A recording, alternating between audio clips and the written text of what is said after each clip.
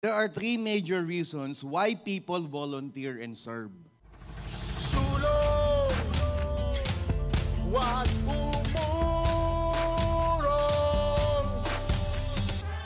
lumaban ang palaban para sa kanyang kaharian. Number one, for fun. Tignan mo ngayon katabi mo. Nakakatawa ba yan? Yan. Isa yan sa mga dahilan kung bakit ka nagsiserve. Di ba, namimiss mo sino namimiss kayo, nakakatawa sa church. Di ba? Yung kasama nating usher. Gusto ko makita. Yan. For fun. Okay? But they want to achieve things that they actually have fun doing. Yun. Hindi nakakatawa, kundi masarap kasing mag-serve talaga sa church. Di ba? Nakakatuwa. Hindi ko lang alam. Di ba bigla ka na lang, di ba yung mga usher nga, magugulat ka na lang, wala namang kausap, pero tumatawa sila. Di ba pagka, hindi, totoo yun, ang layo pa, kaya sila tumatawa, di ba? Pero there is something, no, there is joy in them while doing the ministry. Pangalawa, not only fun, but friends. May naging kaibigan ba kayo dahil nag-volunteer kayo? Yan. Sino dito na utangan na kayo ng kaibigan niya? Okay. Wag ha. Baka magkakasamahan tayo ng loob dito. Okay. Friends, doing things with people they like and love is also important. Diba? Yung nagiging kaibigan mo yung isang tao kapag parehas kayo ng interest, kapag parehas kayo ng reason why you're doing what you're doing. Tama ba? Diba yun naman lagi yung mga kaibigan natin, yung lagi natin kasama sa mga bagay na ginagawa natin. So, fun, friends, and then number 3 is fulfillment. Okay, fulfillment. They want to live their lives into something purposeful and more meaningful. Tama ba yun, mga kapatid? Diba, ayaw naman natin gawin yung mga bagay na wala lang dahilan. Sino sa inyo dito, pag tinanong kayo, ba't kayo nag-usher? Wala lang, ewan ko din eh. Bakit ba? Ba't ba ako nag-usher? Basta nabit-bit lang ako dito. You want what you're doing to become more purposeful and meaningful. Why? Don't you know that if all the ushers, according to church development study, if all the ushers will just smile all the time, kapag may pumapasok sa isang church, if they will just smile, it will add 20% of attendance every year. Ha? Imagine niyo yun, di ba? May 20%, isa na lang doon masave dahil sa ngiti mo. Tignan mo yung katabi mo, ngiti ka nga. Oh, okay, di ba? Now, eto maganda dito, magkakaiba tayo. We have reasons why we come and we serve, but we're different to each other. Magkakaiba tayo, no? Iba-iba tayo ng mga background. Tama ba? We're different and yet God brought us together for one reason, Him. Amen? And that's the beauty of the church. Now, the question is, posible ba na ang pagsasama-sama natin o posible ba na pwede tayong magsama-sama sa gitna ng pagkakaiba-iba na meron tayo? Posible ba na magkakaiba tayo, magkakahiwalay tayo, but when we talk about God, when we talk about God's purpose, when we want meaningful life, can we be together in this place? Amen. So, in Romans 12, 4-6,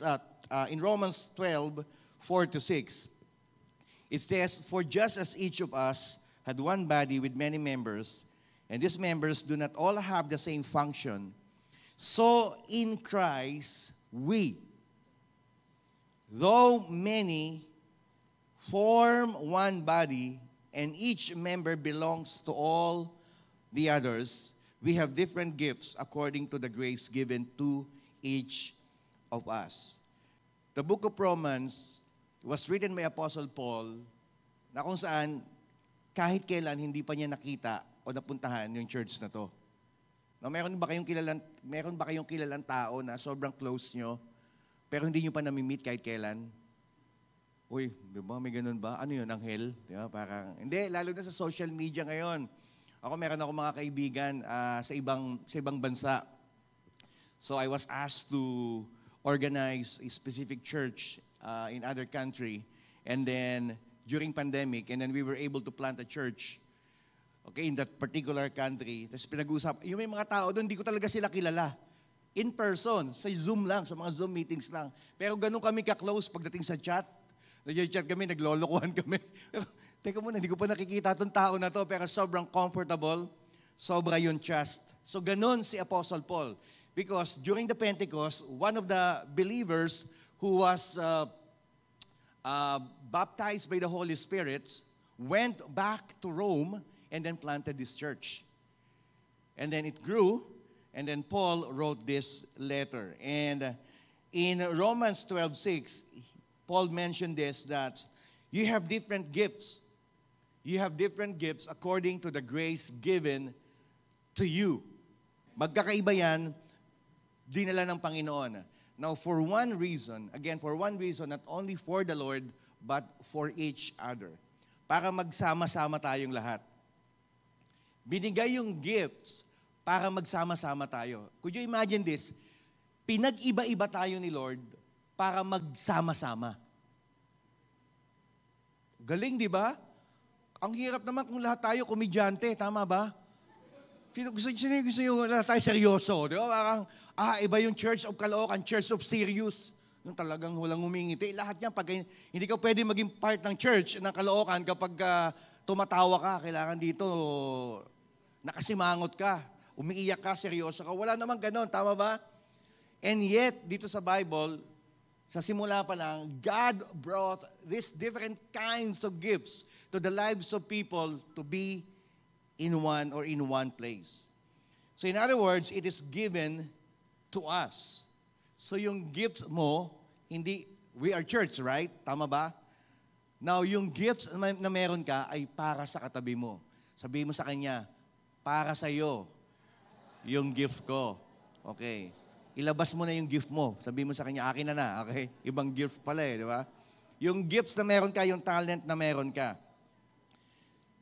There was this particular Roman aqueduct at Segovia.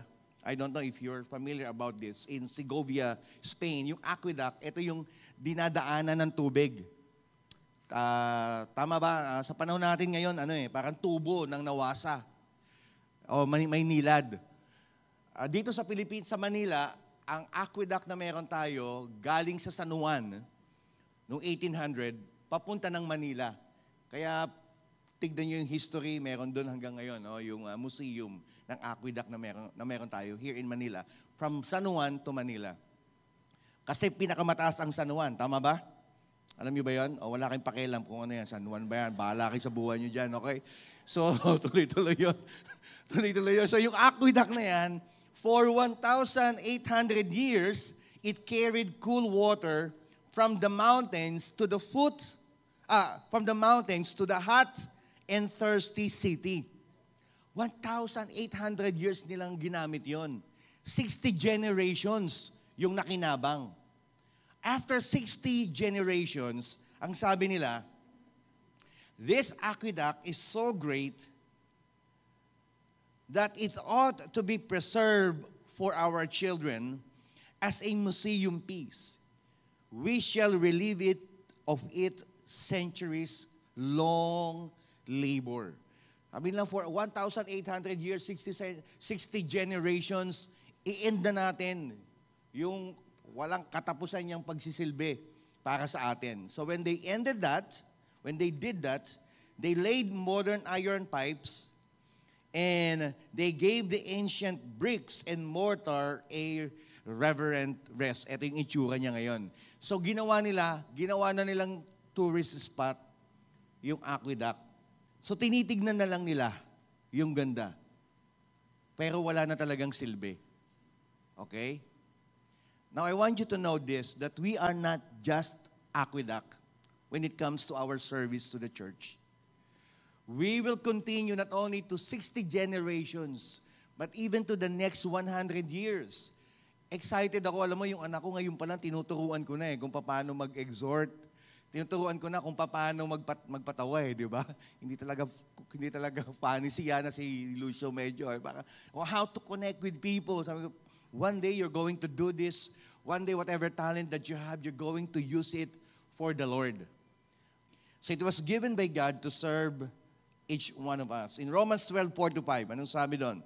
For just as each of us has one body with many members, and these members do not all have the same function, so in Christ we, that though many, form one body, and each member belongs to all the others.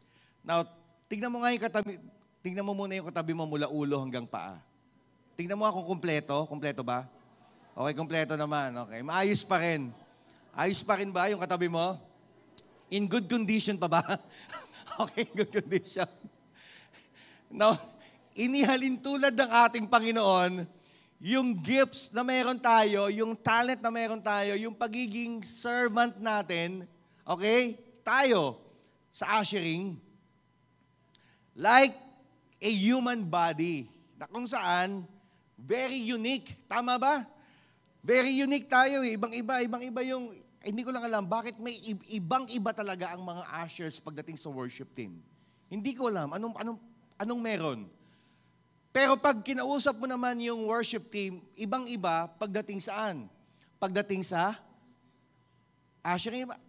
Ba't kaya may alam mo yung pagkakaiba? Alam mo yung pagkakaiba? Perfect fit. Sino dito may ilong ka? Taas ang kamay. Could you imagine this? Tamang-tama yung ilong mo, di ba? Imagine mo kung yung ilong mo nandito. Di ba? Sino dito nakakita na kayo na gusto niyo yung ilong niyo baligtad? Alam niyo ba kung bakit nandito yung butas, hindi nasa taas? Alam niyo kung bakit? Pag umulan, malulunod ka. Di ba? Perfect. Unique, pero perfect. It's in perfect place. It's interconnected. Okay? So in short, kung ushers kayo, tamang-tama na nandyan kayo. Okay? So kung sinabi ni Lord, wag na kayo mag-music team, okay lang yan, wag na. Kung pwede pa rin naman. 'Di ba? Kasi minsan, yung ginagawa ng kamay, ginagawa din ng paa eh. Sino sa inyo dito, kumain na kayo, ginamit yung paa nyo? Diba? May mga gano'n naman eh, pwede naman eh. Pero parang iba yon, di ba? Now, it's unique and yet interconnected. So again, it was given to us by the Lord for others so that we can be in one place, in a perfect place, just like our nose, just like you in our church.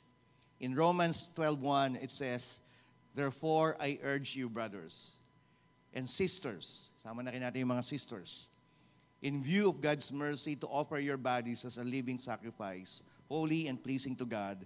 This is your true and proper worship.